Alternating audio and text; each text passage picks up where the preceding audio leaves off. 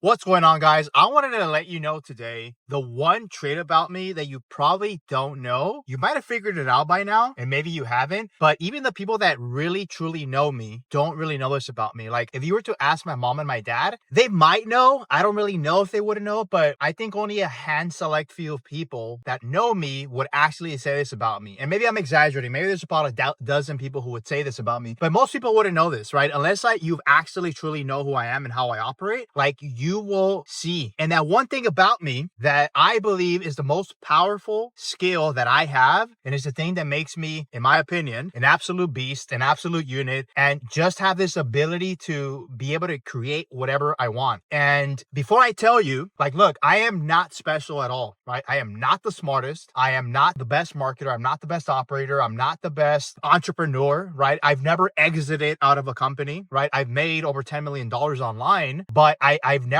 exited a company, right? I've never built $100 million company. I've never built $1 billion company. I've never helped other people build, $1 million companies. I've helped people make money online. I've taught people different skill sets that I have, but like, I'm not that special, right? It's really what I'm trying to tell you. Like, I'm not the best. I want to be one of the best. And so one of the things about me, in the way that I move, in the way that I communicate, in the way that I think, in the way I go about things, is that I just will not lose. Like, regardless of what happens and however things play out, I just have this thing where I cannot lose, right? And sometimes I will lose. Here's the crazy part. Like, I actually will lose many, many times, right? Every great entrepreneur out there, every successful person out there, every great athlete loses all the time, right? Michael Jordan talks about this all the time. He has literally missed hundreds of shots. Hundreds. Yet he is the best, arguably the best basketball player of all time. The thing about me is that I just have this crazy obsession with winning. It doesn't matter what the obstacle is. It doesn't matter what I face. It doesn't matter if I lose 10 times in a row. I will do everything and anything to end up winning, as long as this is integrity, of course, right? Like, I'm not going to go out and burn people. I'm not going to go out and do anything shady like that. That's not what I'm referring to. But when I'm referring to, I will literally flip myself, turn myself upside down, inwardly and outwardly. I will work on my spiritual game. I will work on my mental game. I will work on my psychological game. I will become a better father. I'll become a better partner, a better boyfriend, a better husband. I will do whatever I got to do, right, to become the person that I need to become to be able to accomplish the life of my dreams. I don't think most people are built that way. Like, there are a lot of people, right? And when I say a lot, in the grand scheme of things, when you compare it to the entire world, it's a very, very small percentage. But most of the people who've actually gotten what they wanted, they kind of tend to think that way. I don't know when this all started for me. I might have been born this way, honestly. I don't know if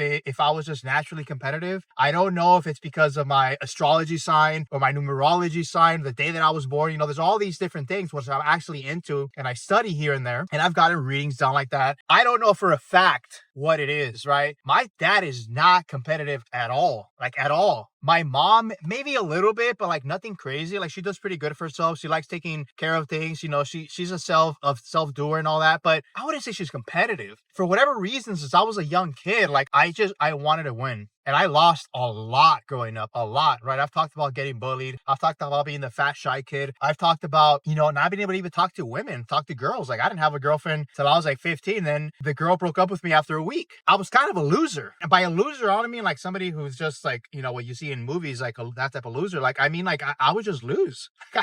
I just was. Even though I kept losing, I just kept thinking, I was like, I will win. I will win. I will get better. I will get better. I didn't know how. I didn't know how long it was going to take. I just knew that I had to keep going, and eventually something would click, and eventually things started clicking, right? It took me a very long while. Like, I would say I'm a late bloomer. I didn't start becoming social and actually talking to people till my mid-20s. Think about this, my mid-20s. There's people out there that are very talkative and very social that way when they're like in their early teens. It took me a very long time to actually get the ball rolling. It took me a very long time to actually figure out that I was actually pretty smart, right? To figure out that I was actually competitive. Like, I didn't realize that I was competitive. Like, at least I don't think I did. Once I started really getting the ball rolling and learning things and just seeing what I was capable of and seeing how my brain worked, like, I became so competitive. And I think I started seeing signs of that when I was in my teen years, when I was playing video games. Like, I played football in high school, but honestly, like, I sucked. I I just was not good. I think that's a whole different conversation, but like I was very competitive when it came to video games. I was very competitive to different things outside of school, outside of sports. Eventually though, I became very competitive at other things. This skill set, I believe, is a skill set just developed into a point where like today, it doesn't matter what happens to me, how things play out, what cards I am dealt, I can continue losing 100 times in a row and it will not shake me or move me because I will figure it out. I want you guys to like think about like, do I operate at that level? Can I build myself to operate from that level, right? Where I just religiously want to win. I really think everybody can be competitive. I really think everybody can reprogram themselves to become ultra successful, right? To be able to create the life that they want, but you have to want it bad enough. And so when you want something bad enough, you will be willing to turn yourself upside down and become whoever you need to become to actually accomplish that task, those daily tasks, and that end goal. If you operate that way, I'm telling you guys, do not stop, because it might take you 5 years, it might take you 10 years, it might even take you 30 years. Some of the greatest entrepreneurs that ever existed or currently exist, they didn't make it till their 50s, 60s. Colonel Sanders is his name,